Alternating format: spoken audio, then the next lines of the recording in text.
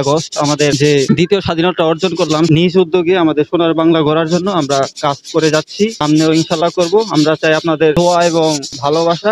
সড়কের পাশের দেওয়ালে চিত্রাঙ্কনের মাধ্যমে বৈষম্য বিরোধী ছাত্র আন্দোলনে জীবন উৎসর্গকারীদের স্মৃতিকে তুলে ধরেছে দোহার নবাবগঞ্জের শিক্ষার্থীরা। সকাল থেকে শিক্ষার্থীদের এই কর্মযজ্ঞ করতে দেখা যায়।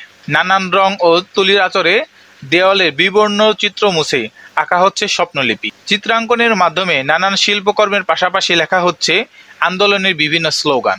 নানামুখী সৃজনশীল এই চিত্রকর্ম সহজেই নজর কাটছে সাধারণ পথচারীদের। দোহার নবাবগঞ্জের বিভিন্ন বয়সের স্কুল, কলেজ ও বিশ্ববিদ্যালয়ের শিক্ষার্থীরা এই কর্মযজ্ঞে অংশ নেন। মোহাম্মদ সুমন, ডিএন বাংলা টিভি, দোহার নবাবগঞ্জ।